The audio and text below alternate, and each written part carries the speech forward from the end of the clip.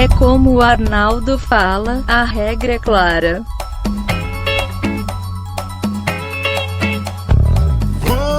Momento, querido ouvinte, eu sou o Guilherme Andrade, o Moro falou que a sua garantia sou Joe. Boa noite a todos, meu nome é Breno. Fala galera, aqui é o Marco Oliveira. Deu até o UOL, Moro e Dallagnol, falta de decor, Dallagnol e Moro. Aqui é Paulo Zanella e eu estudo na universidade onde o Moro deu aula. E está começando o Papo de Calçada.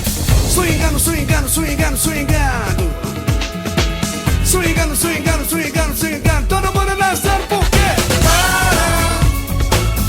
Para animar a festa, salve simpatia.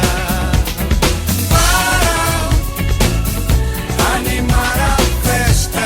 Boa noite, bom dia. Então, pessoal, mais uma semana aqui no Papo de Calçada. Para falar de um assunto que está pipocando aí nas nossas redes sociais, nos telejornais, no programa do Ratinho e por aí vai, que é a chamada Vaza Jato. Algumas conversas, né? Tá tudo no campo da suposição, né? Mas vamos lá. Supostamente foram hackeadas do Telegram. E aí nós vamos discutir um pouco aqui as implicações, o que isso tem, o que isso não tem, para onde vai, solta o Lula, prende o Lula. Vamos chegar em todos esses assuntos. Antes de começar, eu gostaria de mandar um abraço aqui especial para Daniele Sena, para o Adrian Lemos e para o Guilherme Billy, que são nossos ouvintes que entraram lá no nosso grupo do Papo de Calçada do Telegram. Já que tá tudo a ver, né? Aproveitar e mandar um abraço para eles que estão lá no nosso grupo. E gostaria também de convidar você que nos escuta, que ainda não sabia que nós temos um grupo no Telegram. Entra lá, dá um oi, bate papo, comenta o que você acha da vida, do universo e tudo mais. E antes de conversar também, vocês ouviram aí na entrada que nós temos um convidado, é o Breno. Gostaria de pedir pro Breno se apresentar, falar de onde ele vem aí, o que ele faz da vida, por que ele caiu aqui no Papo de Calçada. Bom, pessoal, boa noite. Meu nome é Breno, eu estudo Direito na Universidade Presbiteriana Mackenzie, aqui em São Paulo. Estou no último ano, indo para o 10º semestre agora. E eu fui convidado pelo Michael, nós temos um amigo comum, que é o Kaique, né, que também trabalha aí com os podcasts. E aí o Michael me fez esse convite para participar aí com vocês, para sentar na calçada com vocês, para a gente bater um papo aí e trocar opiniões, trocar informações sobre os últimos acontecimentos envolvendo o Intercept, o Moro, Dallagnol e todos nós agora. Tá, ok. Seja bem-vindo e sinta-se em casa. Eu acho que a gente pode começar, antes da gente chegar lá na parte ainda do se é verdade, se é mentira, se foi hacker, se não foi. Eu queria já fazer uma pergunta pro Breno, que é o seguinte: como que normalmente são feitas esses contatos, né, entre as partes? Porque uma das coisas que foram mais discutidas, alguns falam, né, que é normal o contato entre juiz e as partes, né, defesa e acusação. Tem outros que dizem que é até normal, mas existe um limite. Então eu queria fazer essa pergunta pro Breno, e aí depois o pessoal pode também opinar aí sobre o assunto. Mas como que é, Breno, normalmente aí que vocês aprendem no curso de Direito aí, que deve ser feito esses contatos? Então, pessoal, no direito, as duas principais áreas que o juiz tem contato com as partes é no civil e no penal. No civil, o Código de Processo Civil, ele é muito claro, principalmente quanto a princípios, né? Ele é muito claro em determinar como que o juiz e as partes devem se comportar. Então, é princípio da cooperação, paridade de armas. Então, o juiz ele deve dar o mesmo atendimento para as duas partes. Os procedimentos do processo são muito bem delineados. Então, as partes elas têm um momento de alegar, de produzir provas, de dizer: olha, juiz, acho que eu tenho direito a isso, o réu tem que fazer tal coisa. O juiz ele tem um momento em que ele faz uma limpeza do processo, de dizendo, olha, as provas produzidas estão corretas, não estão corretas, uma parte produziu provas em momento que deveria produzir, e outra parte não produziu. No processo penal, as coisas, os ritos, eles não são tão bem explicados. O Código de Processo Penal ele é muito longo, mas ele não deixa tão claro quanto no civil como que esses procedimentos devem ser feitos. E ele não deixa claro porque ele também já é um código antigo, né? Enquanto o nosso Código Civil é de 2015, o de processo penal ele é de 40. Então, algumas reformas foram feitas no Código de Processo Penal, mas ainda muitas coisas são feitas com base na doutrina, com base nas praxes dos tribunais.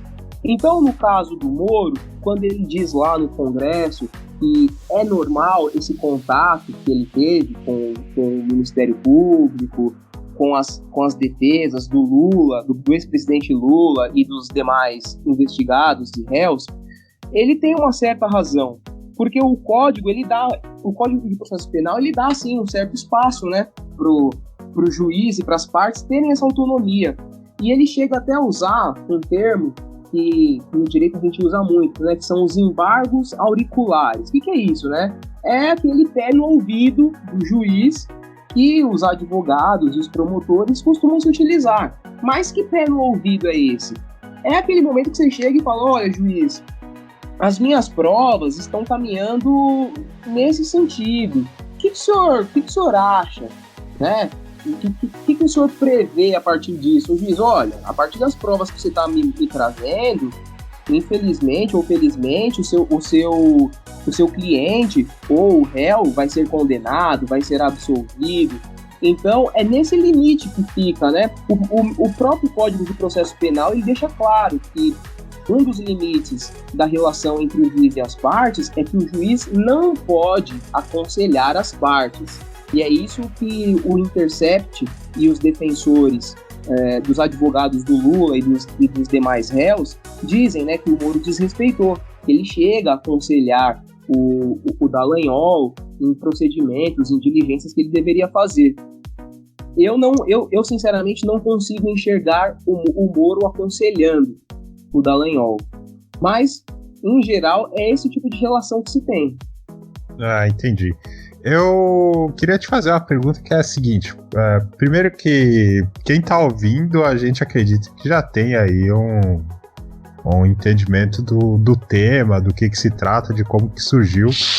E como você falou bem no encerramento, seria como que o Sérgio Moro, nos bastidores, nas sombras, ele teria direcionado os rumos da Lava Jato. E uma das defesas, inclusive, que você citou, que o Moro citou, é que os jornalistas citaram também, em uma força-tarefa isso seria aceitável. E aí o problema é, a gente tem contestações dos dois lados e a gente acaba aprendendo um pouco nesses assuntos, um pouco sobre jornalismo, as pessoas falando do Intercept, um pouco sobre direito, só que é um ramo bem complicado, então é difícil. E tem o seguinte, tem textos que eles defendem que determinadas leis elas não são absolutas sobre os assuntos, então tem que buscar outros recursos para interpretar o fato em si. Em cima disso, tipo, esse contato do Moro, na sua visão, da forma como foi, coloca ele no caminho do que está mais certo ou no caminho do que estava mais errado? Olhando assim pelo retrovisor da história aí, eu até acho que o Moro ele se expôs demais nos contatos com o Dallagnol. Mas, analisando as conversas, eu acabei de ler, né, as conversas dele com o Dallagnol, e aí você percebe que o próprio Intercept fala assim, olha, depois de alguns dias, depois de um mês, então não eram conversas diárias.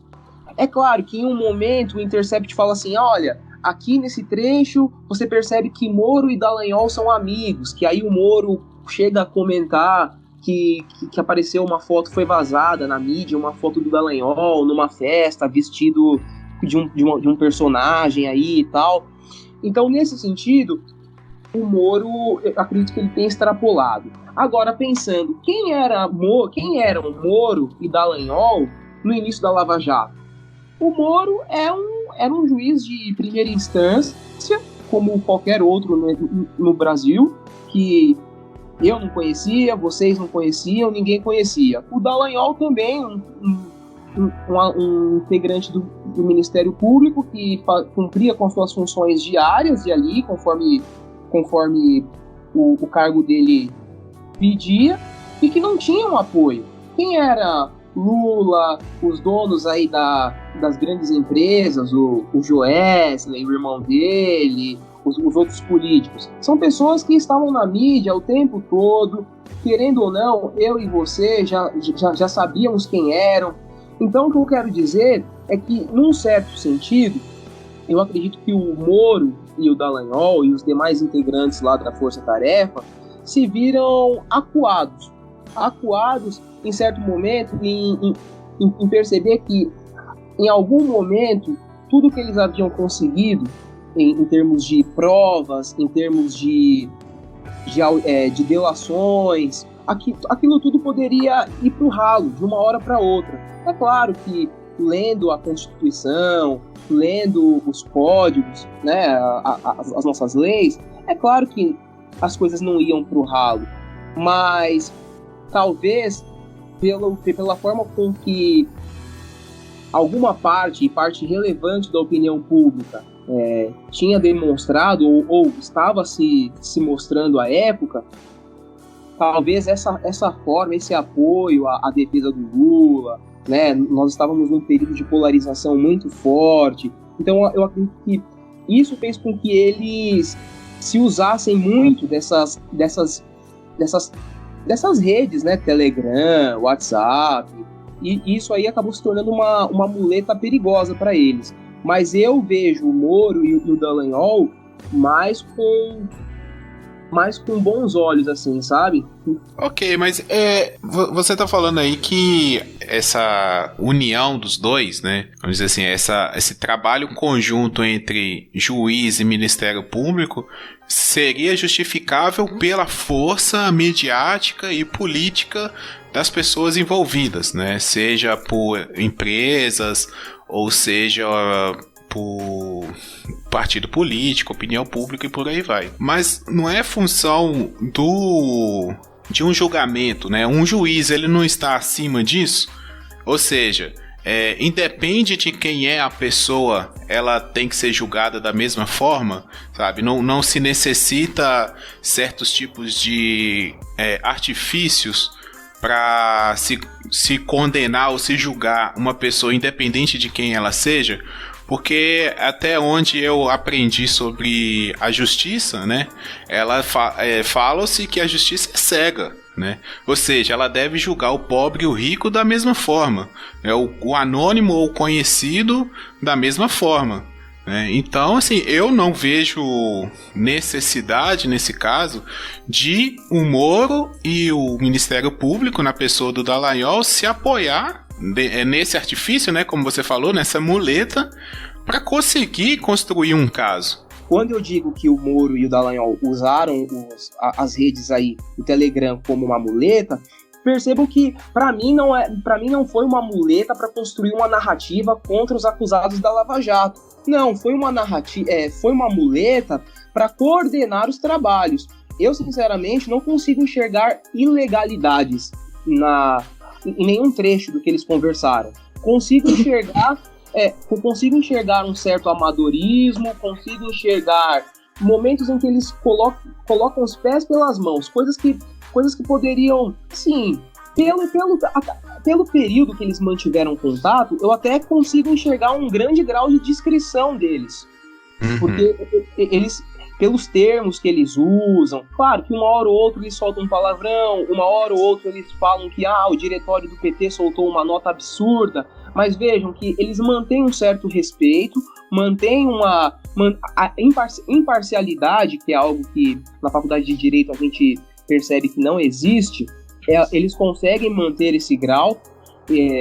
esse grau de tratamento igualitário para as partes, só que essa relação entre eles, por ser uma força-tarefa, ela é necessária. Porque quando você pensa nos advogados de defesa, os advogados de defesa do ex-presidente Lula e dos demais envolvidos da Lava Jato são os melhores do Brasil. E eles certamente conversam entre si para alinhar as suas defesas, para alinhar os seus recursos de prova. E da mesma forma, o Ministério Público e a Justiça, como braços do Estado, eles também têm que se articular. Eles não podem se contaminar, mas essa articulação, ela é legítima e ela é também, de certa forma, protegida pela lei. Se fosse um bêbado da esquina que quebrou uma vidraça, o juiz ia estar pouco se fudendo pra quem é um acusado e pra quem não é, né? Mas como o cara tem uma grande carga política por trás e poder, eu acho que não teria outra forma de... Eles não produziram provas, né? Não foi isso que aconteceu. As provas existiram pra acabar onde ele estava. Ele só coordenou o trabalho. Não tem como revogar algo que foi provado. Nem os advogados estão questionando isso agora. Que foi... produziram prova, né? Mas sim que eles se comunicaram. Essa parte que eles estão brigando. Eu queria fazer um paralelo aqui, porque tipo, o direito é uma área que eu não entendo. Eu quero muito fazer, a minha mãe é formada e eu lembro que quando eu morava com ela eu lia bastante a Constituição, mas toda vez que tem um caso, o próprio impeachment da Dilma é um exemplo, toda vez que tem um caso assim, a gente percebe sempre que existe essa dualidade, existem dois lados.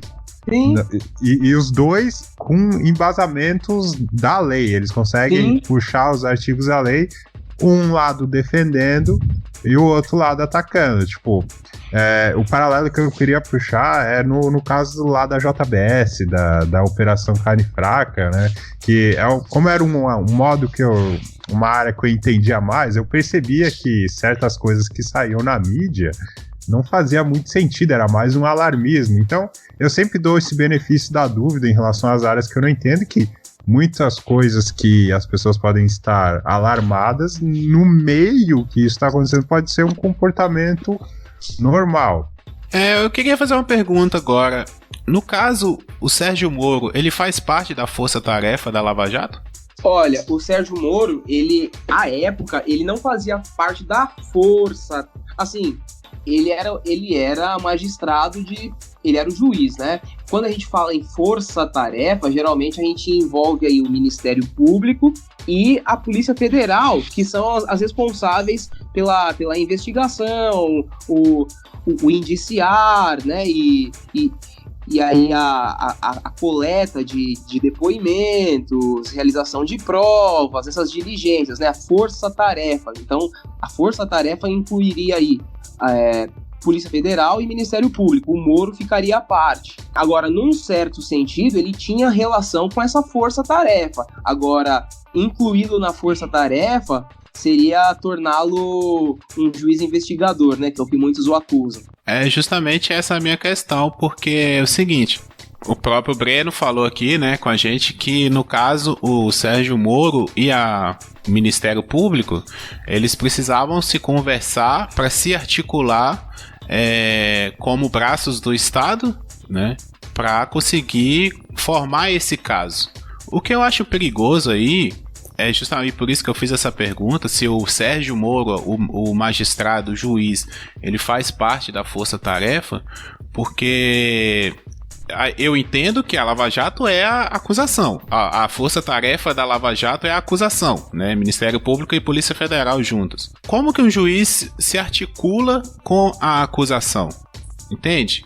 Como que um juiz pode se articular, se juntar com qualquer que seja das partes para se articular para um determinado ponto? É essa que é a minha questão. Eu acredito que essa palavra articulação, eu usei ela em diversos momentos, mas talvez ela não fosse a palavra mais correta. Talvez aí nós pudéssemos utilizar a palavra relação mesmo, porque, de uma certa forma, nesse caso fica explícito que em todo e qualquer caso você tem, né, um advogado que geralmente é particular, ainda que você tenha a atuação de defensor público.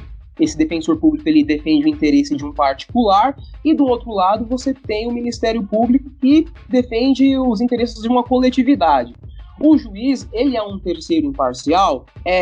Mas o juiz, ele também integra ali a defesa da coletividade. Então, o juiz, se o Ministério Público, ele geralmente acusa, o juiz ele tem que ponderar os direitos, ponderar o que cada parte tem em sua defesa, tem contra sua defesa, e ponderar o que é mais valioso e o que, num caso concreto, deve prevalecer.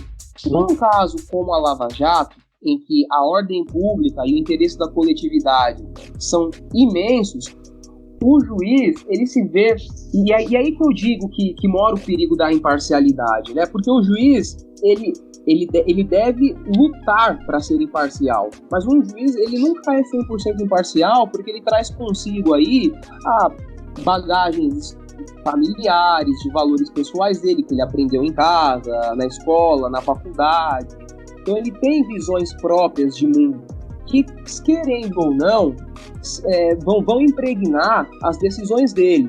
Então, a briga do juiz é por ser o mais parcial possível, mas afirmar que o juiz é 100% imparcial, isso não existe. Vou fazer uma pergunta, Breno. Quando o caso chega na comarca, que o juiz é o responsável, os advogados podem pedir para trocar de juiz, trocar de lugar a ação? Eles podem alegar a suspeição do juiz, se eles forem amigos do juiz, se o juiz for inimigo conhecido da parte, ou então se por questões de localização ou de matéria o juiz for incompetente. Então aí nesses casos eles podem alegar que o caso vá para outro juiz. Porque a Lava Jato ela começou lá em Brasília, né? Num Lava Jato lá. Aí veio cair na mão do Moro aqui em Curitiba. Os advogados desde o começo não podiam... É que não era só advogado do Lula, né? Não começou com o Lula, né? Tem isso também. Então, mas aí você percebe que naquele momento, quem era o Moro? O Moro era um desconhecido, né? Essa dualidade Moro versus Lula foi se criando a partir das decisões do Moro, a partir dos recursos que foram negados pelo TRF4, que embasaram as decisões do Moro, as decisões no STF. Aí, ao longo da história que foi se travando, né, essa dualidade Lula versus Moro, Moro versus Lula. Naquele momento, no início de 2014, o Moro era só mais um juiz, o Dallagnol era só mais um procurador. Manda o primeiro caso lá pro Moro lá, aí ele tá naquilo lá. Aí aparece outra acusação que também faz parte dessa coisa da Lava Jato. Em vez de procurar outro juiz, os caras mandam pro mesmo, porque já tá por dentro do assunto, ou não, isso não tem nada a ver. Aí você tem o que a gente chama dos casos conexos, né? Ou casos ou contingência. Os conexos são casos que têm relação. E a contingência são crimes menores que foram cometidos em prol de um crime maior, né? Então, por exemplo, eu sequestro o Guilherme e dentro desse sequestro eu cometo lesões corporais contra ele, eu cometo calúnia, difamação contra ele. Então esses crimes menores, eles vão ser analisados pelo mesmo juiz. Ok. E tem também aquela questão, né, Breno, que é o seguinte: o Sérgio Moro, ele tava ali, vamos dizer, entre aspas, né, eu vou usar esses termos porque não é a minha área, o direito, né? Não, claro. Em relação aos contratos da Petrobras. Mas, por Sim. exemplo, em São Paulo, o MP de São Paulo está investigando o Bancop, por exemplo, e até tem essa briga se o Lula deveria ir para um lado ou para o outro. Então, às vezes, uma situação você não consegue pedir transferência porque o teu cliente está envolvido com a Petrobras. Aí você não consegue mandar para São Paulo, para Brasília, Sim. vai ter que ser lá na 13ª vara de Curitiba. Sim. E no caso da Lava Jato, esse problema ele é imenso, porque você tem aí muitos crimes que se relacionam, muitos crimes contidos dentro de... muitos crimes que a gente pode considerar pequenos em termos de penalidade, do que o Código Penal considera como pequeno, dentro de crimes imensos, né, que o Código Penal considera mais absurdos em termos de pena. Então você tem esses problemas mesmo da chamada competência do juiz, né? Tranquilo. Viu? Ô Guilherme, rapidinho, só queria passar pro ouvinte a minha visão de leigo, de fora de toda essa situação aí, que eu citei a situação lá da JBS. A JBS tem dentro dela o CIF, né, que é o Sistema de Inspeção Federal. Tem um médico veterinário que ele fiscaliza se a empresa está cumprindo as boas práticas de fabricação, o bem-estar animal, as normas, etc. Uma vez ela não cumprida, ele tem o poder de ir lá e parar a produção, de parar a exportação, de parar o carregamento, esse tipo de situação. E muita gente acha que não é normal, mas é normal a gente sentar lá com o médico veterinário e mostrar, olha, se a gente fizer isso aqui, você vai indeferir, você vai aprovar, entendeu?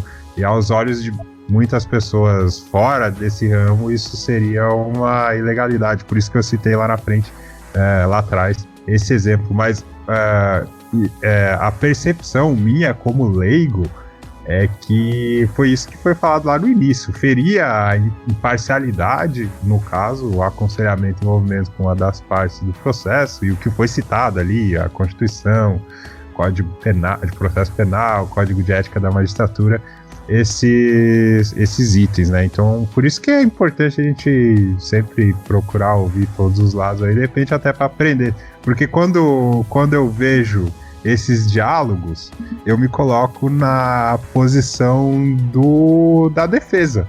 Sim. Né? Imaginando como a acusação está conversando com o juiz, eu sempre vou estar correndo atrás e sempre vou estar prejudicado. O que me parece é que isso é o que me parece depois de ouvir o Moro lá no Senado e pelo teor das conversas. É que o Moro, ele conseguiu manter uma distância muito igual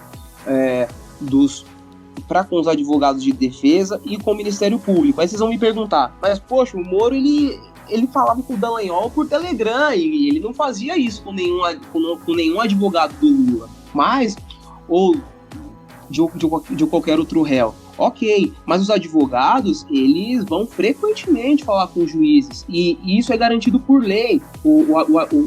Qualquer advogado, todo e qualquer advogado, ele tem acesso ao gabinete do juiz a qualquer horário, sem hora marcada, ele tem esse direito.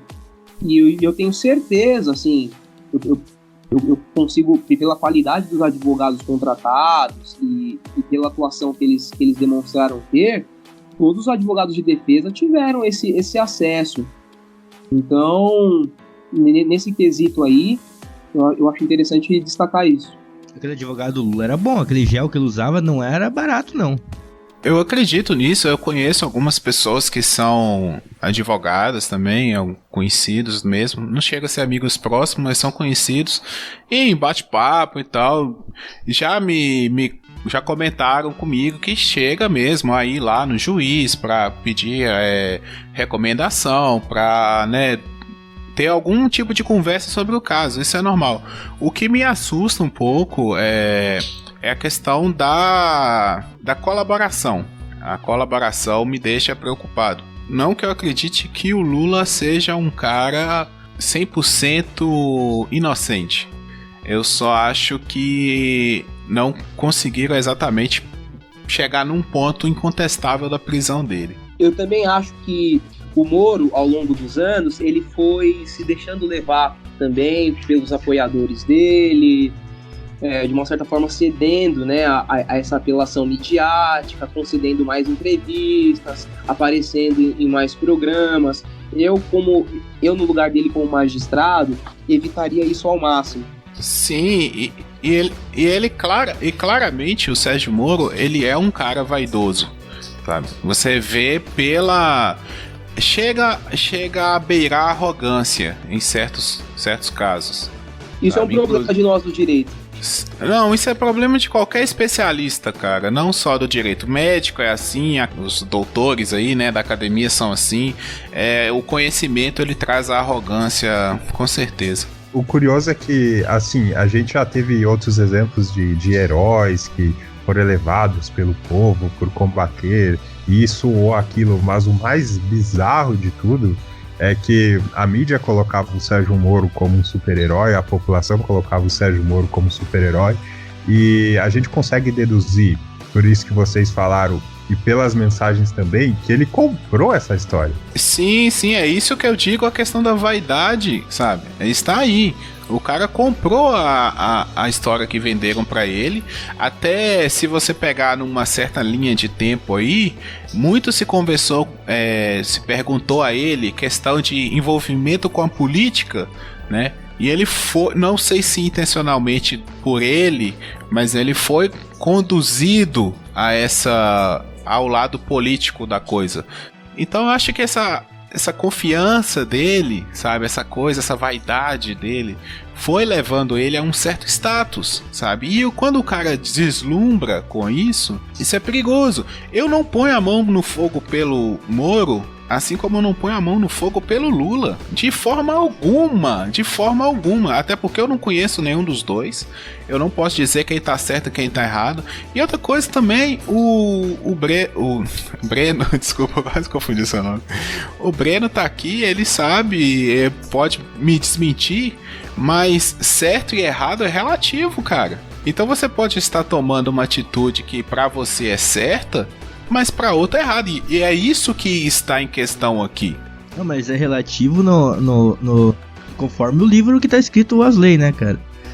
Vocês falaram no episódio de Liberdade lá, que conforme uma visão, aquilo é certo ou errado, né? Pior, não em relação ao livro, mas em relação a quem lê o livro. Sim, o Arnaldo fala, né? A regra é clara, né? Mas nem tão clara assim.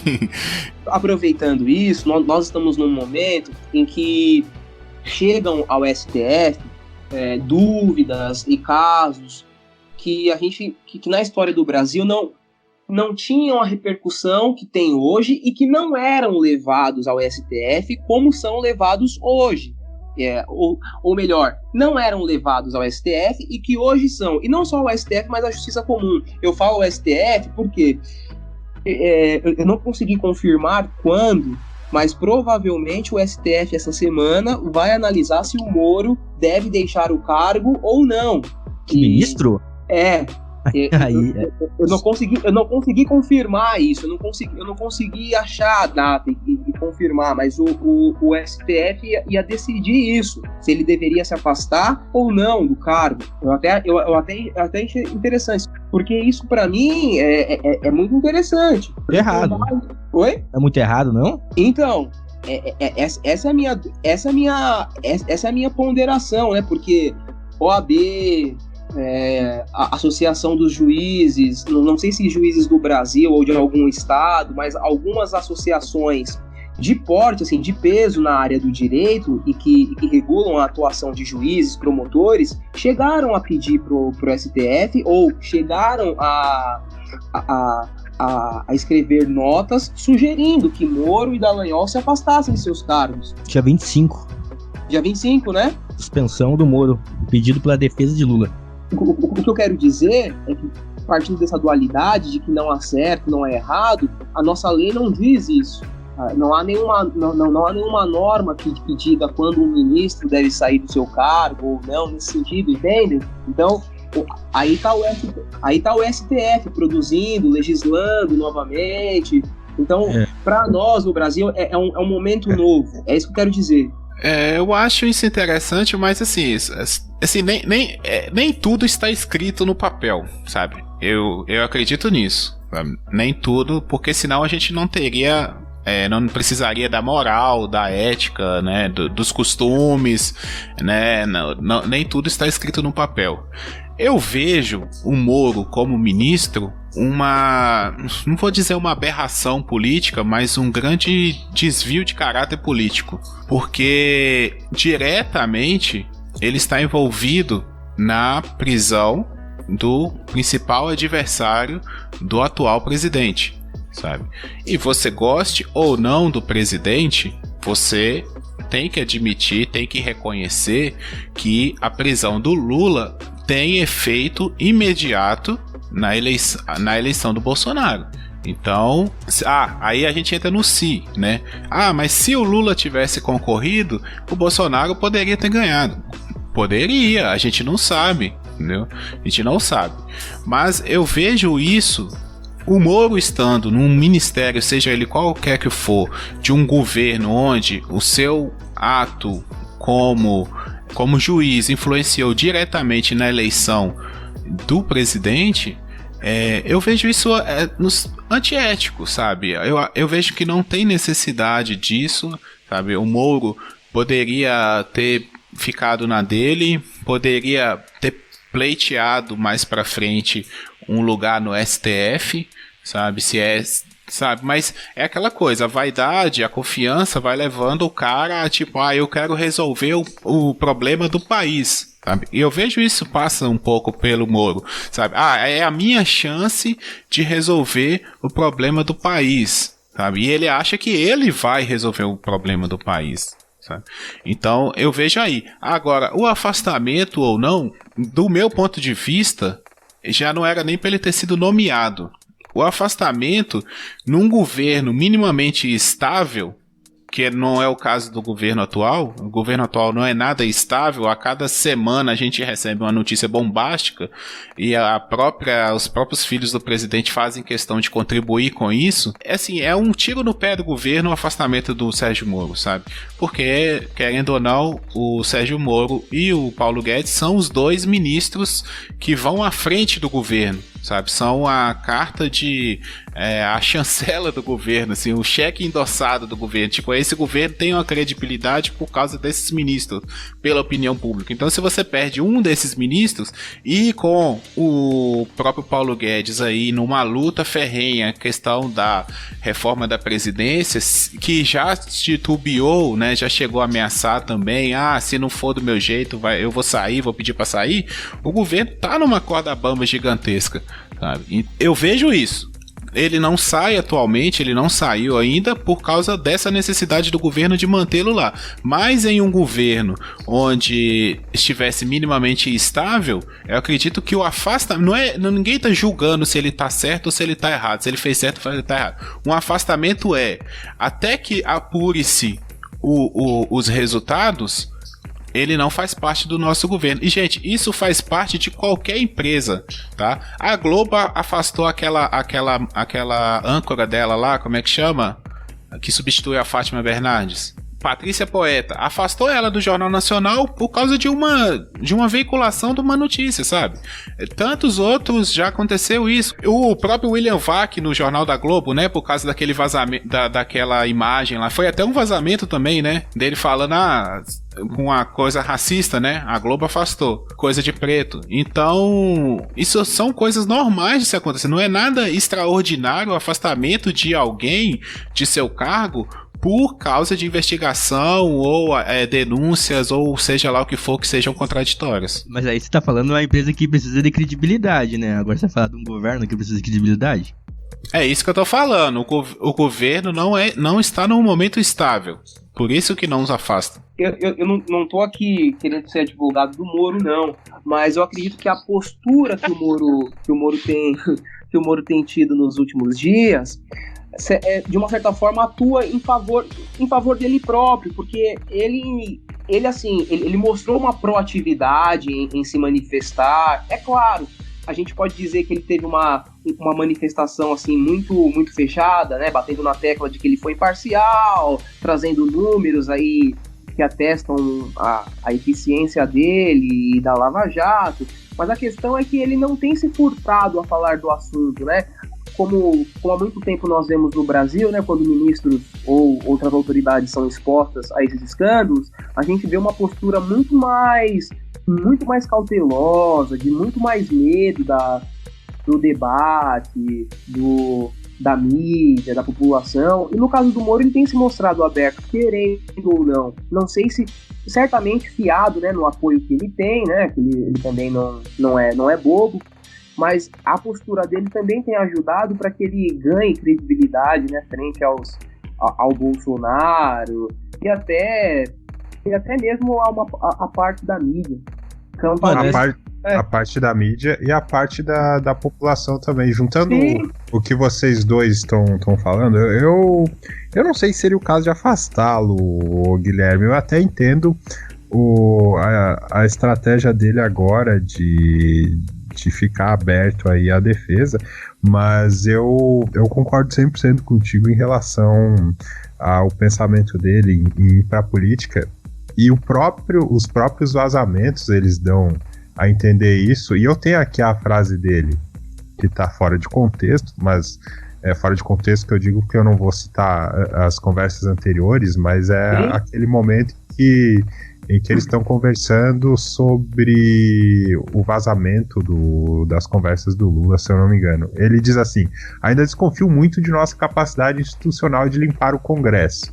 O melhor seria o Congresso se autolimpar, mas isso não está no horizonte. Não sei se o STF tem força suficiente para processar e condenar tantos e tão poderosos. Então eu acredito que ele foi, sim, acreditando nessa missão dele, nesse poder que deram a ele, nesse status que deram a ele, de que ele é a pessoa anticorrupção. O irônico disso tudo é que o Bolsonaro colocou ele pensando nisso como uma forma de blindagem, e justamente pode ter que tirar ele por conta disso, baseado nas coisas que podem vir. Mas eu não acho que o momento seja para ele se afastar, até porque ele era juiz, agora ele é político, é um contexto diferente, é o que eu acho, não tenho conhecimento a respeito de se tem uma lei a respeito disso, mas é óbvio que se a coisa ficar mais feia para ele, o Bolsonaro vai ter que dar um chute nele, porque ele não vai querer se queimar primeiro. Eu não, como o Breno falou que não é advogado do Moro, eu não sou advogado do Lula. E como o Paulo já citou, já falou algumas vezes que falando que eu sou de esquerda, eu não sou de esquerda em nenhum momento. Muito esquerdista, pessoal. O Guilherme é esquerdista pra caralho. Quando ele apaga as luzes aqui, ó, ele tem uma camisa vermelha escrito Lula livre. É que nós já tivemos ministros afastados e nesse governo, e foi por coisa muito mais simples assim, sabe? Então a questão de afastar não é uma dificuldade pro governo Bolsonaro afastar o ministro ou exonerar o ministro, sabe? Eles fazem isso aí, acho que se for fazer na média, acho que tá dando um por mês. Mas é uma questão de credibilidade, de nome, de sustentação de governo. Eu acredito que os afastamentos, em termos legais, isso é claro que os outros ministros, assim, perto do que está acontecendo com o Moro, com eles não aconteceu nada. Então, de certa forma, está certo. Mas eu acho que quanto à condução do governo, a questão do capital político que foi falado aqui agora, isso foi mais sério, né, com os ministros que foram afastados. Já o Moro não tem esse problema, né? A condução do Ministério da Justiça está bem alinhada com o que o Bolsonaro quer, né? O pacote anticrimes e outras coisas mais. É o que o Bolsonaro quer ou o que o Sérgio Moro propôs para aceitar o cargo? Não, eu acho que tem um pouco dos dois, mas é isso que o Breno falou, porque os outros ministros, eles não têm a fama que tem o Sérgio Moro, e é estratégico o Bolsonaro mantê-lo ali, uma vez que ele quer institucionalizar a Lava Jato, ele quer trazer a Lava Jato para dentro do governo dele, e uma vez fazendo isso ele consegue ficar maior, pelo menos na mente dele, até que o próprio Sérgio Moro. Então não é um momento para ele se livrar de uma figura tão emblemática, tão forte, que é o Sérgio Moro, ainda mais considerando o que vazou até agora, que é, pelo menos na minha opinião, grave, mas não foi grave o suficiente para tirá-lo de lá, e certamente eles devem ter conversado e elaborado uma estratégia. A gente sabe, no fundo, o Moro sabe o que ele fez, o que ele não fez, certamente eles devem ter conversado e decidiram encarar. Ele começou acuado, foi até uma estratégia do site da Intercept, que daqui a pouco a gente pode conversar mais a respeito. Ele começou acuado, mas nesses últimos dias ele foi pro ataque. Ele dobrou a aposta, chegou a falar que o site vazasse tudo, e vai ser muito curioso. Parece que ele tá querendo ir para cima. Eu acredito que, pelo menos da parte do Bolsonaro, ele não vai sair do governo.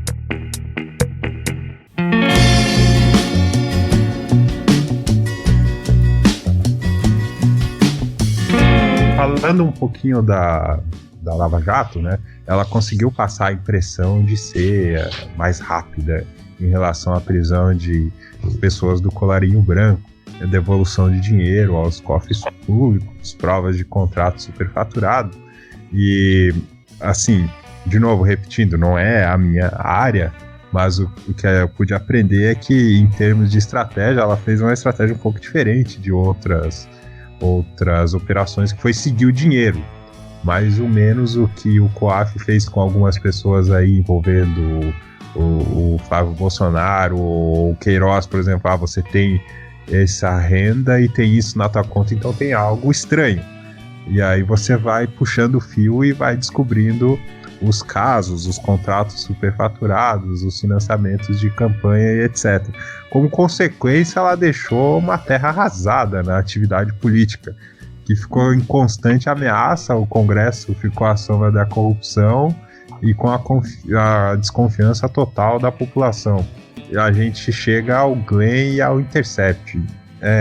Eu não vejo nenhum santo nessa história. Eu acho que da mesma forma que não dá para levar o Sérgio Moro como herói e o Lula como herói, na minha visão não dá para levar o Glenn como herói. Por mais que algumas pessoas tentem usar o biombo do prêmio que ele ganhou para defender algumas estratégias, eu vejo um jornalismo ali travestido de militância. Segundo o material deles, o material estaria com eles há cerca de semanas, 30 dias, se não me falha a memória. Eu particularmente não vejo por que publicar algo a conta-gotas. Por que demorar para publicar os diálogos em sua completude? Por que não esperar mais 1 ou 2 semanas? A gente está falando de diálogos, de seletividade de informação, e não dá para você travestir isso somente com a justificativa de que não quer publicar diálogos pessoais, porque nas primeiras partes ficava muito claro que era mais importante o editorial, o texto, levar a pessoa que lê até a mesma conclusão dele, do que os diálogos em si, que eram pequeníssimos, né? E a gente, isso somado ao interesse específico das pessoas que compõem o site, não dá para dizer que é apenas jornalismo. O que não tem nada de errado. Porém, certamente estando os deles no governo, eles não teriam a mesma atitude, uma vez que condenaram os vazamentos de 2016. E a gente percebe agora, nesse momento, que conforme o Sérgio Moro está mudando a sua estratégia, eles estão subindo o tom. O pessoal do Intercept está subindo o tom. Então eu fico curioso qual vai ser a estratégia daqui para frente. Eles vão ficar discutindo, porque tem elogios ao trabalho que eles estão fazendo, mas eu acho que tudo isso pode acabar prejudicado pela militância, que está ficando cada vez mais firme. E essa estratégia de deixar as pessoas reféns de vazamento, de esticar a corda, de apostar na estabilidade, do quanto pior melhor, de que sempre tem algo pior por vir, isso me soa um pouco estranho, ainda mais porque a gente já viu o jornalismo investigativo aqui e fora, e quando os materiais saem, eles saem em sua completude. E o próprio Intercept, eu acho que sentiu o golpe, porque se você olhar os últimos vazamentos, a estrutura é completamente diferente dos primeiros. Tem menos editorial ali e tem mais informação. E, agora, o mais importante, eles fizeram a parceria com a Folha de São Paulo, então eles estão buscando ir no caminho da credibilidade. Isso é bom, isso mostra que, pelo menos a crítica dos jornalistas, eles ouviram. Porque não adianta você criticar o Terça Livre e esses outros sites e querer fazer a mesma coisa no sentido oposto. Ainda mais se tem um material importantíssimo nas mãos. Só deixa eu dar uma palavrinha que agora eu estou jornalista, né? Por uns dias aí. E, cara, você poderia levar tudo pra base do dinheiro, né? A audiência do site deles subiu pra caralho nesses dias, né? E o valor da publicidade também. Se fosse levar só por esse lado, explicaria fácil, porque soltar de pouquinho em pouquinho, vai sair tal dia, a galera vai toda lá olhar e a galera ganha um dinheiro bem grande, né? Mas daí, como o Michael falou, eles estão levando pro esse lado da militância, né? Daí não tem audiência que segure. Até por isso eles fizeram essa parceria agora. Vamos lá. Sobre a militância, eu penso o seguinte. Realmente, isso é uma coisa que eu já até comentei no grupo lá. Falei assim, também não põe a mão no fogo pelo Glenn, por causa que a gente vê um viés político aí do lado dele. Se você entrar acho que na página do Facebook dele ou do Intercept, não sei, vai ter lá um Marielle presente na capa. O marido dele é o deputado que substituiu o Jean Willis, né? Então, o suplente do Jean Willis.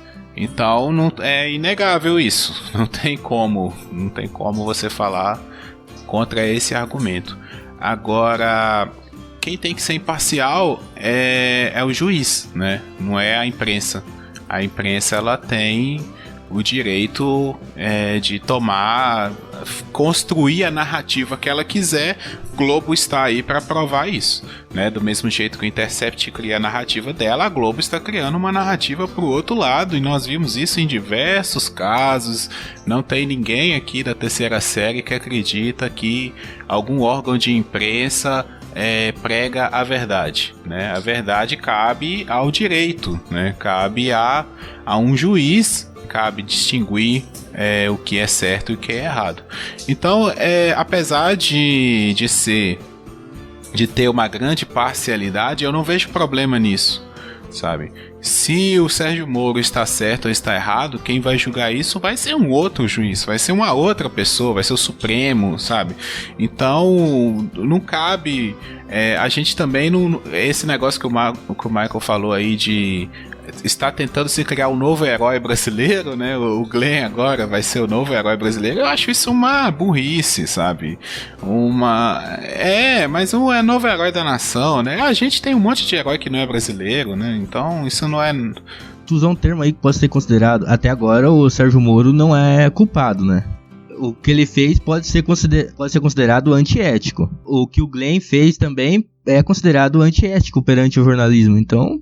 tá empatado, cara, ainda. Falei que não tem problema também em ser militante. Não vejo problema algum nisso. Inclusive, eu consumo vários sites que são militantes porque eles ajudam a passar coisas que os tradicionais não passam. Por exemplo, a gente tá num governo de extrema-direita, então eu consumo sites militantes de esquerda porque... a grande mídia não vai divulgar certas coisas que incomodam o governo Bolsonaro e o inverso também. Você tem uma visão diferente. O PT estava no poder. O problema é o seguinte, se você analisar os primeiros vazamentos, ele não tem uma estrutura jornalística que você costuma, eu não sou jornalista, mas a gente consome denúncias desde, vamos lá, de 2000 para frente, isso foi muito comum. Então o início ele é truncado, ao invés dos dados e do que ocorreu, é muita explicação editorial que induz a pessoa até a mesma conclusão que quem escreve quer que ela tenha. Então, pega a diferença do texto do momento em que nós estamos gravando, né? O primeiro texto da Folha de São Paulo em parceria com eles, que está no site da Folha de São Paulo, pega a diferença para o site do Intercept e perceba como o Intercept foi mudando o seu texto, porque a minha visão é que isso prejudica a informação. Você começa a misturar muitas coisas, isso prejudica a informação. Você pode ser militante, mas me dá a conversa inteira, pelo menos. E se você perceber, nos últimos vazamentos, eles fizeram exatamente isso. Olha o primeiro vazamento com o último vazamento. Parece um vídeo mal editado. Mas aí, já que eu estou percebendo que eu estou assumindo o advogado da esquerda aqui, então vamos lá.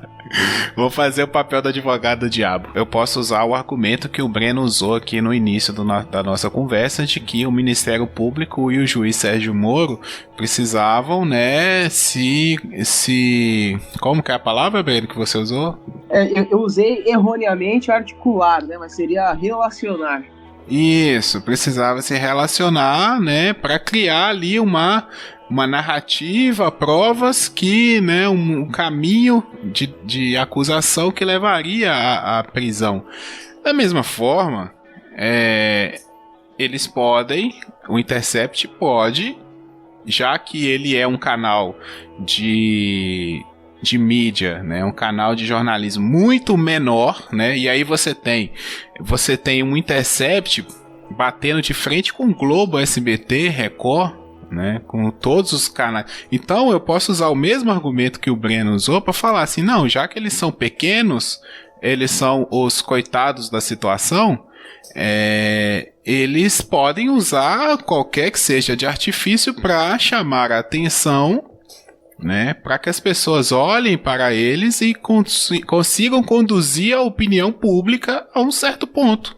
Então, isso que você falou, Michael, eu concordo plenamente, sim. E está falando aqui uma pessoa que não é muito fã de jornalista.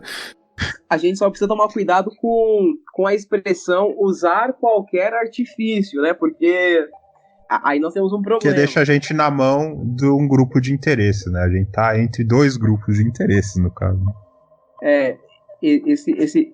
Usar qualquer artifício, aí a gente já pode beirar para questões mais que antiéticas ou não morais, ou até mesmo amorais, ilegais, né?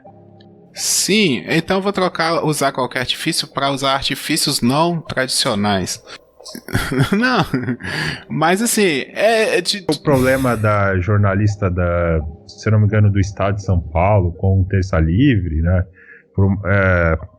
Eu critiquei, porque não por esta via, papo de calçada, mas o que eles fizeram lá não era jornalismo, eles deixaram que a linha ideológica deles interferisse na notícia. É mais ou menos isso que eu tô colocando dessa forma aqui. Porque existe interesse dos dois lados. Porque uma vez fosse o próprio PT no poder, eles não fariam essa aposta que eles estão fazendo e não divulgariam da forma que eles estão divulgando. Então a gente acaba ficando entre dois grupos de interesses que pensam em tudo menos na gente. Então essa forma de escrever que induz pessoas a pensarem algo é perigoso, porque a gente acaba pensando que eles querem que a gente Mas pense. eles não chegam a acusar eles, o Moro Chefe. E não o fato em si, que é o que a gente está conversando aqui, que certas coisas são erradas, mas não são tão erradas assim a ponto de comprometer X ou Y. É isso o meu ponto. Mas aí a gente passa, por exemplo, por uma revista Veja, né, Michael? A revista Veja, se você for, ela tem um acervo digital todo disponível, e isso eu posso falar com tranquilidade, porque eu não sei qual é o problema mental que eu tinha em 2005 e 2006, mas eu estudava no Senai e eu lia bastante a revista Veja. Eu posso dizer aqui, ela fez campanha abertamente pro Geraldo Alckmin em 2006 e ela era contra o PT, isso eu posso dizer com tranquilidade. Porém, quando ela falava sobre investigação, ela mostrava o material que ela tinha e ela não fazia uma narrativa toda conspiróloga. Eles estão usando os artifícios, sabe? Nós falamos aqui há semanas atrás sobre imprensa sensacionalista, sabe? Eles estão usando um artifício de sensacionalismo, tá? Para chamar a atenção para o caso.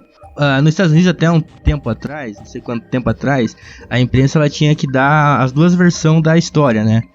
Depois que essa lei foi revogada lá, daí que a Fox News estourou, né? Ela podia militar pra direita pra caralho e daí virou a Fox News que é agora.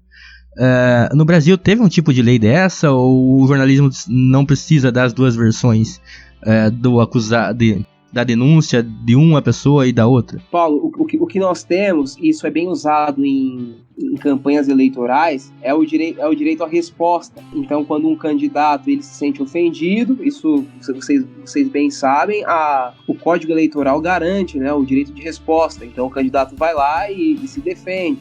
Agora, no tocante à imprensa, eu desconheço agora se há alguma lei em específico sobre isso.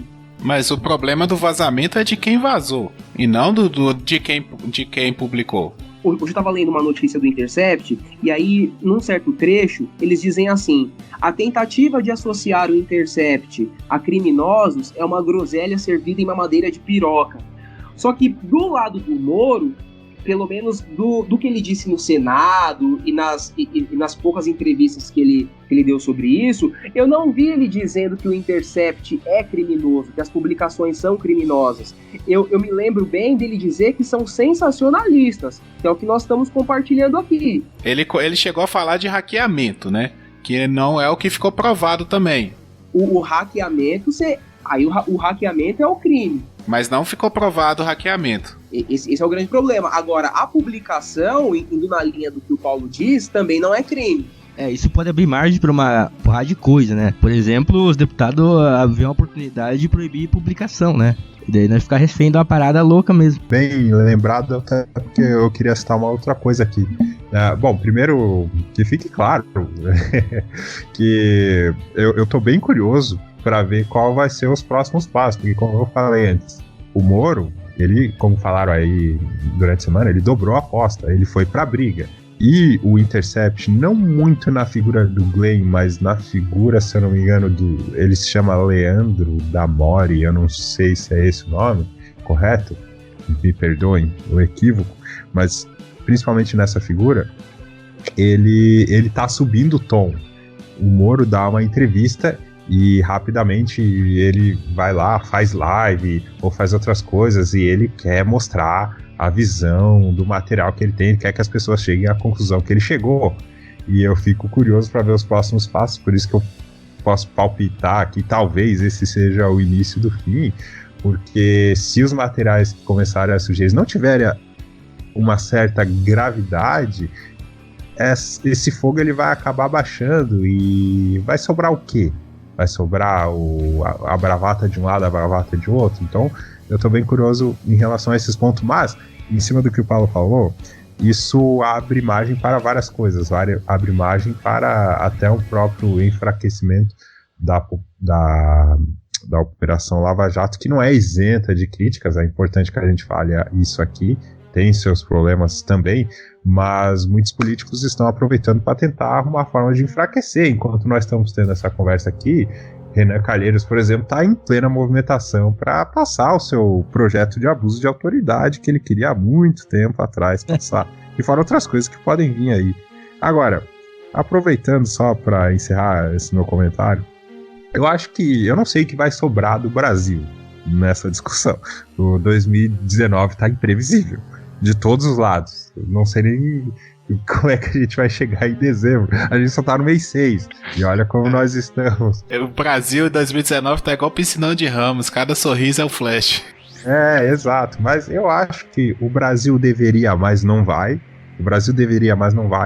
Arrumar um jeito aí, sentar as pessoas responsáveis para discutir a nossa lei hoje.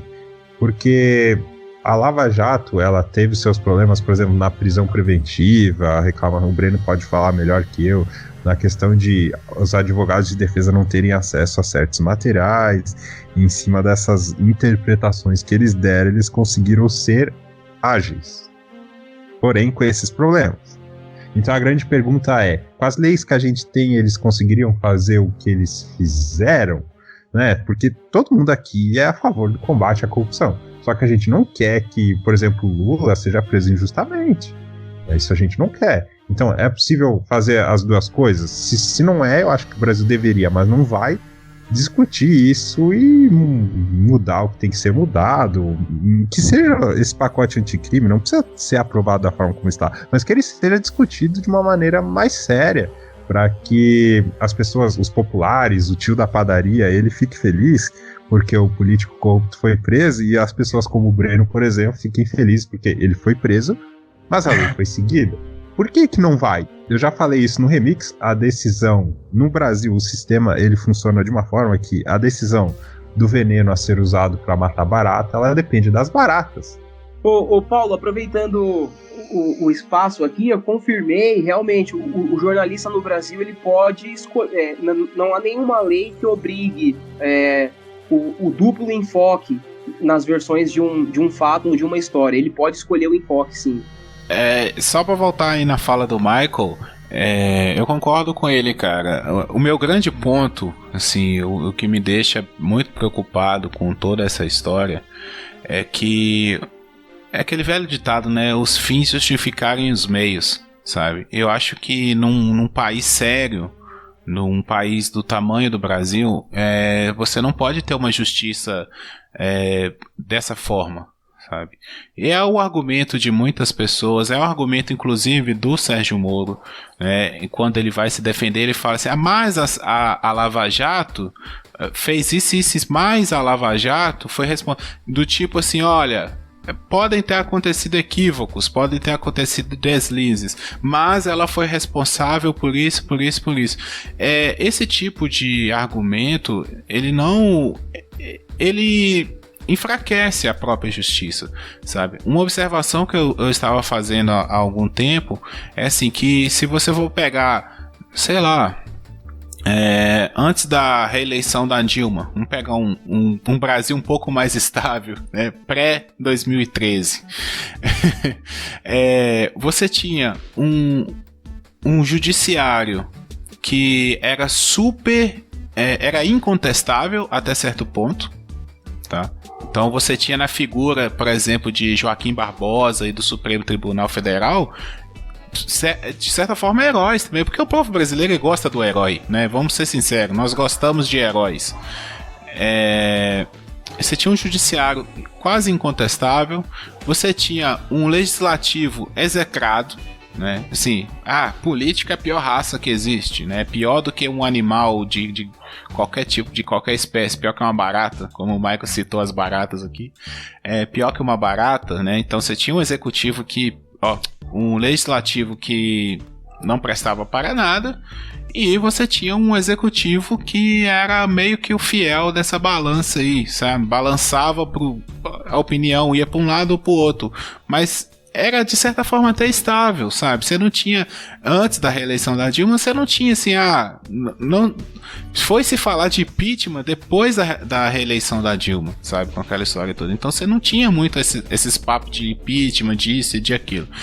Hoje, se a gente olha para o cenário dos três poderes, você tem um presidente, um executivo que é super contestável, sabe? Até quem votou nele é aquela coisa, votei para não votar no PT, sabe? Votei para, assim, não concordo 100% com ele. Você tem um judiciário super, sabe, que tá perdendo a credibilidade, toda aquela credibilidade que ele tinha antes, pelo Sérgio Moro e pelo Supremo também. Você tá havendo uma queda da credibilidade vertiginosa do judiciário, e por incrível que pareça, o legislativo está subindo na opinião, sabe?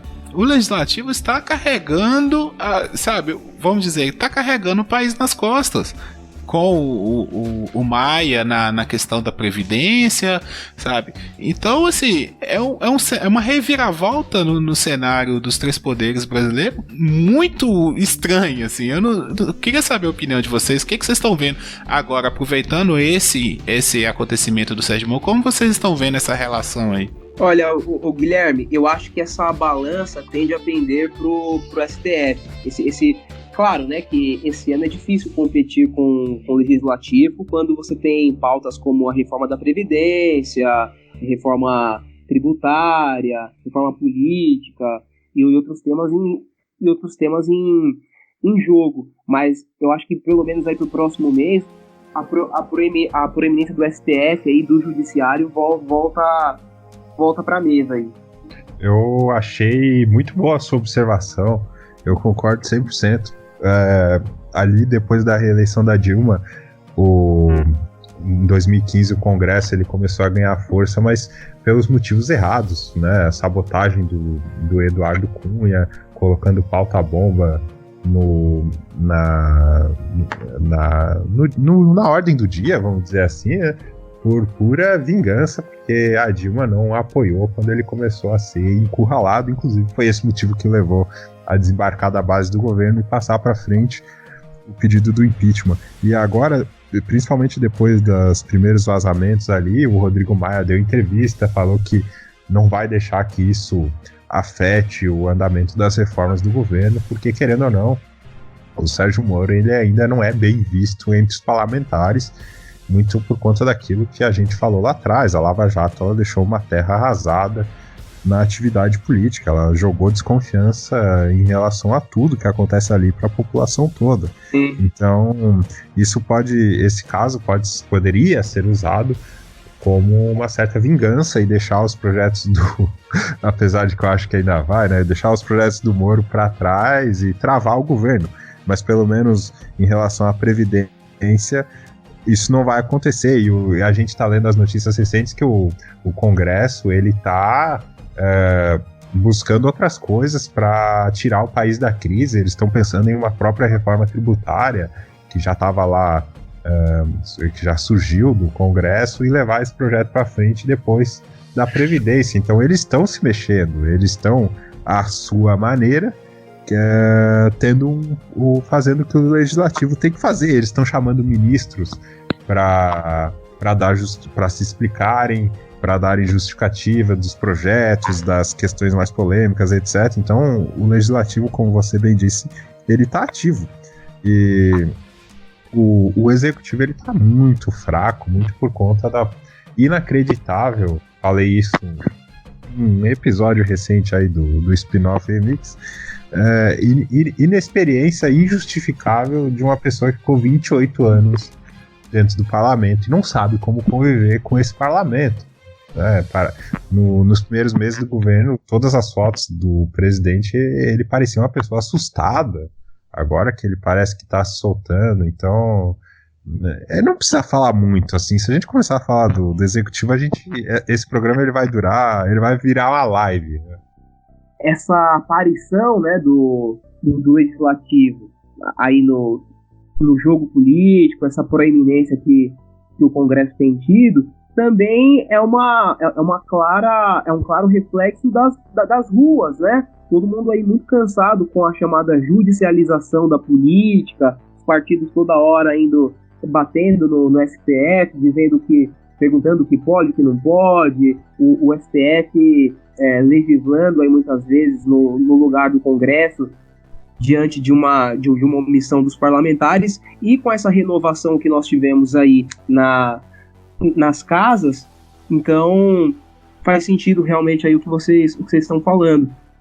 Da minha opinião, eu só queria, sobre essa pergunta que o Guilherme fez, eu queria fazer mais uma pergunta pro Breno. A OAB, ela funciona por eleição? Ou é indicado o presidente da OAB? Como é que funciona? São eleições, né? A OAB ela é formada pelo Conselho Federal, é o órgão máximo. Aí abaixo disso você tem os conselhos seccionais, que estão nos estados, né? E abaixo dos conselhos seccionais você tem as subseções. E todos esses órgãos aí, eles funcionam por eleições. E o Conselho Federal da OAB, o presidente, né, da OAB, ele é elegido pelos conselheiros das subseções, os caras que estão nos estados. E para você poder advogar, cumprir com a sua profissão, você tem que ser aceito na OAB. Tem que ser aceito pela OAB, você tem que passar no exame da ordem. Essa questão do legislativo tá aparecendo agora e fazendo algum trabalho que antes não se via fazer, é legal porque tem essa brecha, né? O presidente não consegue articular, eles vão lá e fazem, claro que pensando para eles aparecer como os mocinhos da parada, né? Sobre a OAB, como o Breno disse, tem muito jogo político lá dentro, né? Você não pense que todas essas ordens que a OAB tá fazendo, ou pedindo a impeachment, né? Ou essas coisas de agora, não é pro cara lá aparecer também. Tem toda uma jogada pra você, claro que não fugindo da ética, mas faz parte do jogo político também. E eu vou dar uma solução aqui, cara. Agora vocês dizem se é errada ou é certa, tá? Pra mim, não precisava ter o presidente. O Brasil tinha que ser parlamentar pros deputados aparecer, sabe? Eles discutir e você ver o que eles estão fazendo e pra eles debater entre eles pra você ver quem fez certo e quem fez errado. Pro povo decidir, porque hoje nas eleições a gente não vê deputado. Os deputados vão tudo na aba. Quando você vê, já estão todos lá em cima, sabe? E eu acho que o juiz também teria que ser eleito pela comarca dele, sabe? Pela galera que tá em volta na cidade pra ele fazer o serviço pra aquela comunidade. Não assim, claro que ele, quando tem o concurso e ele passa, né? Todo cheio de... É muito difícil e tal. É um dos mais difíceis do concurso que existe, né? Mas quando ele fica lá, é muito difícil derrubar um juiz depois, né? Não sei como é que funciona, mas deve ser uma coisa muito difícil conseguir derrubar um juiz. Ele acaba tendo essa aura de superior aos outros poderes também. Mas ó, pessoal, a título de curiosidade, o Paulo tava sugerindo que é difícil tirar um juiz do cargo, e realmente é muito difícil, né? O juiz, ele é... a carreira de juiz ela é guiada por 3 garantias, né? A vitaliciedade, ou seja, o juiz, uma vez que ele passou no concurso, ele só pode sair do cargo se tiver uma sentença aí contra ele, transitada em julgado, né? Uma decisão transitada em julgado é aquela que não cabe mais recurso. Outra garantia é a inamovibilidade, né? Que ele não... Por exemplo, ele entrou numa comarca, ele não pode ser retirado daquela comarca ali se não for pro interesse se não for do interesse dele, ou se não for assim por algo que seja interessante para a administração da justiça. E outra é a irredutibilidade de vencimentos, né? Ele tem a garantia de que vai receber o que ele sempre a mais do que ele entrou recebendo, né? O salário dele nunca vai ser reduzido.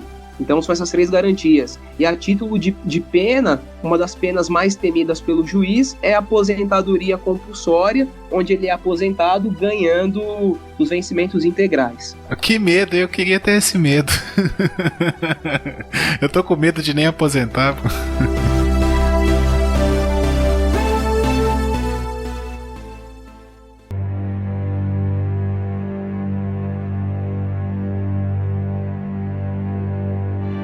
Eu queria só fazer um exercício de futurologia.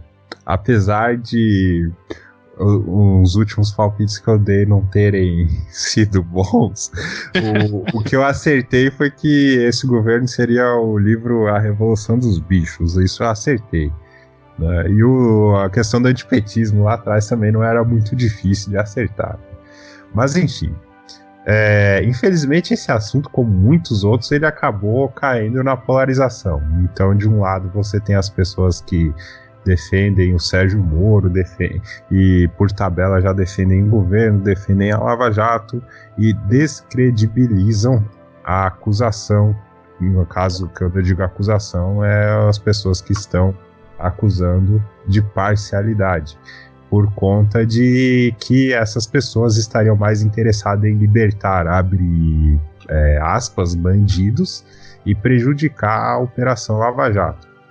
E do outro lado tem a questão da perseguição e da parcialidade. Então fica esses 2 lados barulhentos discutindo e pouco se fala ali do conteúdo em si. Eu citei aqui, ficam nesse... vamos dizer assim, ad hominem, né, atacam o jornalista e tal. Eu citei aqui o posicionamento dele porque é uma coisa que me incomoda, não que o posicionamento é um problema, entenda. O que me incomoda é a pessoa querer que eu pense igual a ela. Isso tem gravado aqui no Papo de Calçada, o algoritmo ele me incomoda. Então essas coisas me incomodam, eu não gosto quando eu sinto que eu tô sendo forçado a pensar alguma coisa que eu não quero.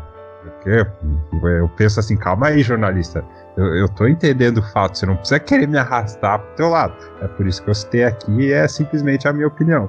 Mas o que eu percebo é que esse caso ele vai ser decidido mais pela percepção política do que jurídica. É o que eu percebo. Porque, veja, questão de percepção, a população ela sentiu que a Lava Jato ela conseguiu prender pessoas que em outras operações jamais seriam presas, que o Sérgio Moro enfrentou o sistema, que o Ministério Público enfrentou o sistema, e tudo isso agora está ameaçado. No momento que nós gravamos isso, tem manifestação a favor da Lava Jato e do Sérgio Moro sendo marcado. Eu não acho isso errado. O que eu acho é que vai acontecer é que, dependendo, óbvio, se os vazamentos não revelarem nada grave, o Sérgio Moro ele vai sair forte dessa discussão toda. E infelizmente toda essa gravidade, para mim ainda é grave, né?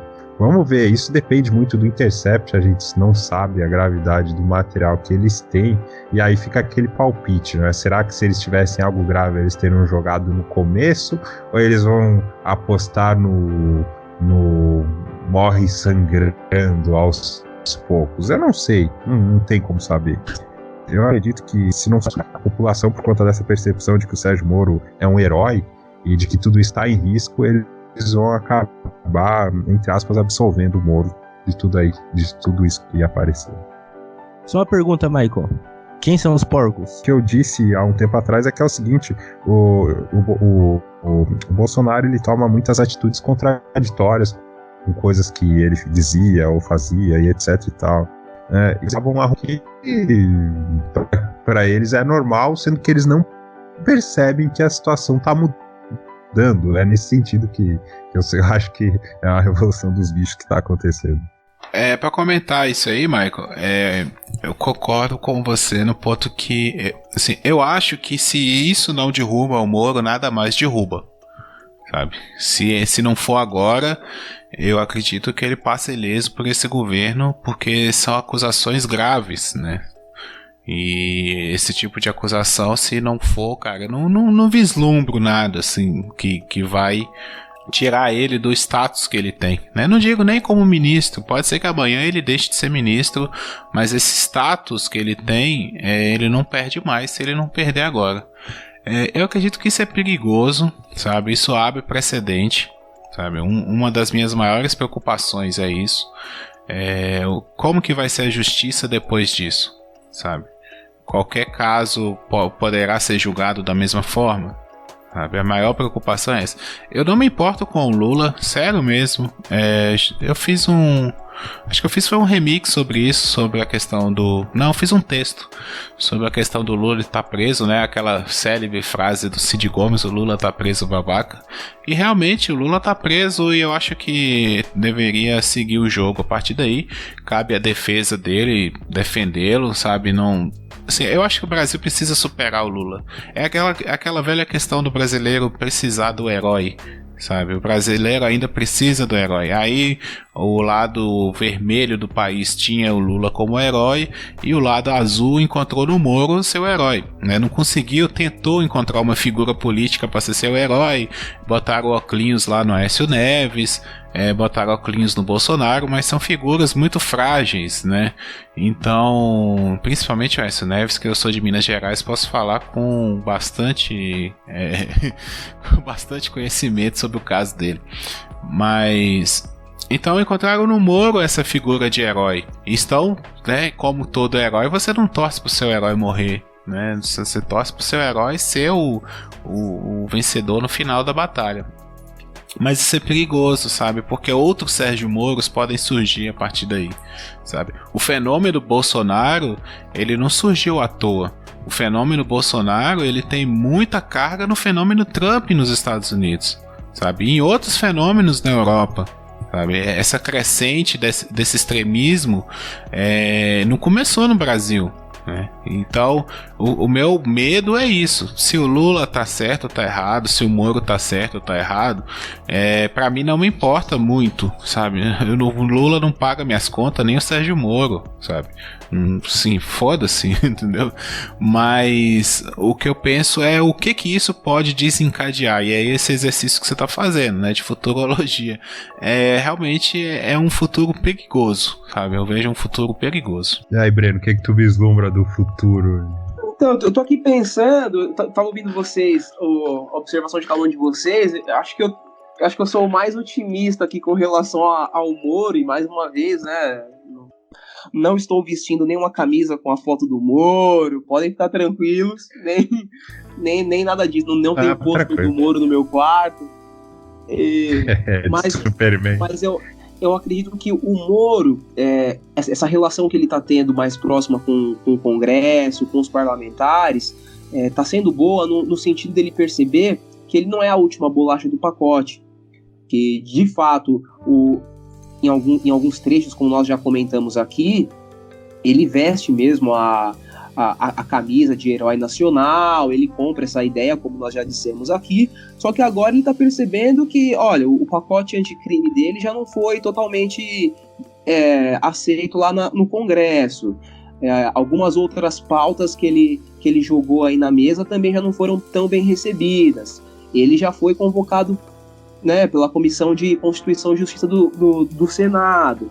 Então ele está percebendo como que as coisas funcionam, que é preciso se articular com os demais poderes, de que é preciso colocar a bola no chão, ter mais cuidado com os atos, de que o apoio popular é importante, mas não é tudo, de que é necessário ter uma certa irreverência e uma certa... falar de igual para igual com o STF, mas, né, as regras do jogo, ou seja, a Constituição, as leis infraconstitucionais que nós temos precisam ser respeitadas.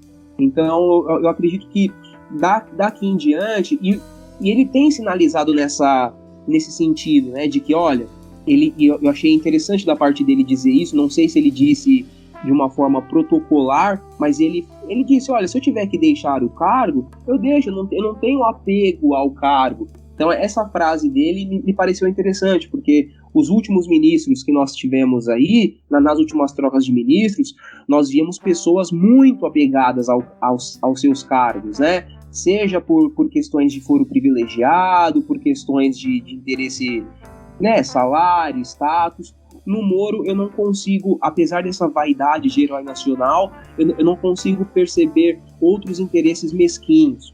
Então eu acredito que o futuro com relação ao comportamento do Moro seja de melhora. Eu só queria dizer que a gente pode ter transformado o Moro herói. No final, ele só é mais um humano, tá ligado? Ah, claro. Acho que com a pergunta a ser feita aqui, desculpa estender mais um pouquinho, porque seria o caso da anulação do que passou pelas mãos do Sérgio Moro. Eu sei que a gente já tem muito disso sendo discutido na internet, mas seria muito importante te ouvir. O que você pensa a respeito disso? Eu estava vendo uma notícia, um depoimento de alguns ministros na verdade tem um site chamado Conjur, né, consultor jurídico, e eles entrevistaram alguns ministros do STF e não disseram a posição de cada um deles. Mas um dos ministros do STF diz que acreditava na suspeição do Moro, né? Esse ministro não conseguia vislumbrar o que essa suspeição traria para o futuro, quais as implicações para o futuro, mas que na opinião dele, certamente os atos praticados pelo Moro não seriam anulados, né? Não teria nenhuma nulidade. No processo penal, nós temos as nulidades absoluta e relativa. O caso do Moro, nessa questão de imparcialidade, entraria na questão da nulidade absoluta. Então, se ficasse comprovado de que o Moro não foi imparcial nos atos dele, todos os atos ali praticados seriam nulos. Mas, pelo teor das conversas, eu sinceramente acredito que nada vai ser anulado.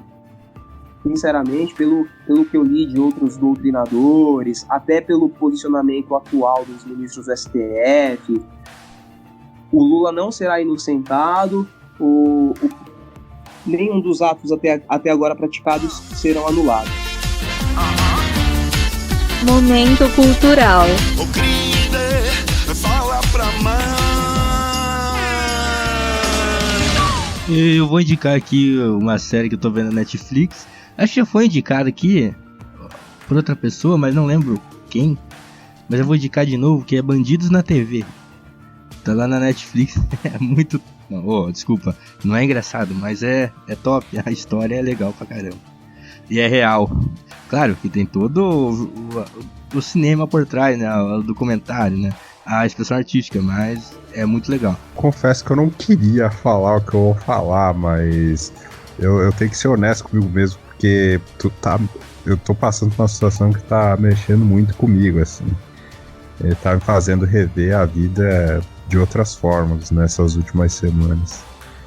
Porque, por exemplo, eu tô passando por uma situação de liderança, assim, de ser responsável por pessoas menores de idade. E uma dessas pessoas passou por uma tragédia, assim, inacreditável, praticamente. E coincidiu da estratégia de liderança, a visão que a gente tem das pessoas dá muito valor ao que cada um tem, né? E eu fico pensando, se caísse nas mãos de outro, como que seria? E em cima disso, eu queria indicar um texto da Marilis Pereira Jorge, quando da morte do Ricardo Boechat. O título é Existência Interrompida. E, por exemplo, a gente tá saindo de casa para trabalhar e a gente não sabe se é a última vez que a gente fechou o trinco da porta.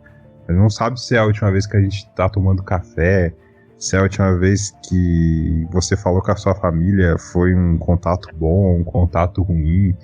Isso tá fazendo considerar completamente assim, a forma que eu me relaciono com todo mundo.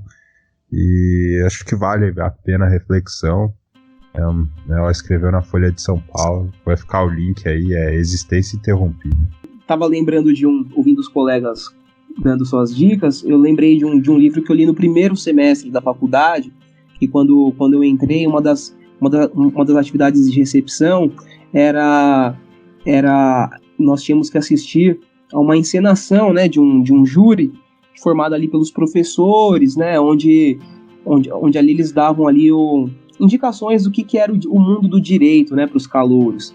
E eles indicaram um livro chamado As Misérias do Processo Penal, de um advogado italiano chamado Francesco Carnelucci, que viveu entre o final do século XIX e o início e meados do século XX. E aí o Carnelucci, ele explica ali como se dá a relação entre o advogado, o réu e o juiz num processo penal. E ele explica, né, a importância das garantias de defesa para o réu, a importância da imparcialidade do juiz. E é um livro de muito fácil acesso, tem em volta aí de 80 páginas, muito bem escrito, muito tranquilo, até crianças, adolescentes podem ler. E eu indico aí para os colegas os ouvintes que tenham mais interesse em saber como que deve ser uma boa relação entre juiz, promotor, advogado e o réu. Então eu vou indicar um disco, um álbum aqui que não é novo, é antigo já. Voltei a escutá-lo agora porque na época eu não consegui escutar direito, não me simpatizei, que é o álbum Cores e Valores dos Racionais MCs. Ele é de 2014, então já tem um tempinho aí, tem uns 5 anos. Mas por que eu até fiz questão de olhar a data? É por causa que é um álbum até bem novo, assim, sabe? Bem atual, não é melhor a palavra. É um álbum bem atual, bem do que essa galerinha nova aí do rap está fazendo, e os caras já estavam antecipando. Foi um álbum não tão bem aceito assim na época, talvez por estar antecipando algumas coisas, mas vale muito a pena ouvir. Não é aquele Racionais dos anos 90, mas ainda tem muita coisa a se dizer no álbum deles, tá? Fica a dica. Gostaria de agradecer ao Breno pela participação, pela disponibilidade, né? Realmente a gente precisava de alguém aqui da área para dar, né, para falar, dar a sua opinião aqui, sua visão do que está acontecendo, de como tem acompanhado as coisas. Então, Breno, valeu mesmo de coração, tá? Muito obrigado pela participação aí. Depois passa o número do telefone, porque é sempre bom ter o contato do advogado. Desde que não sejam casos penais, tô brincando. Eu que agradeço aí a oportunidade aí, a conversa com os amigos do Conversa na Calçada, Papo na Calçada. Foi muito importante aprender com vocês aí, até mesmo do direito, por incrível que pareça. E espero ter ajudado. Valeu. Gostaria de mandar um abraço especial aqui para nossa participante Angélica, que não pôde estar aqui hoje, gostaria muito de estar, mas está impossibilitada de participar hoje conosco, então eu prometi que ia mandar um abraço para ela.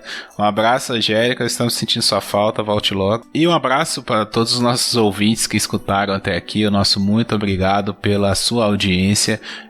Obrigado também ao Michael e ao Paulo pela disponibilidade de participar aqui. Se você quiser nos encontrar, você nos encontra nas redes sociais, @Papo Calçada ou /Papo Calçada em qualquer uma das redes sociais, Twitter, Facebook, e agora, Paulo, nós temos o Instagram, então se você quiser tomar conta do Instagram também, fica à vontade. Criamos o Instagram lá para ver se divulga mais o nosso podcast. O nosso blog é papodecalçadapodcast.blogspot.com. Lá você vai encontrar também os outros podcasts da casa, que são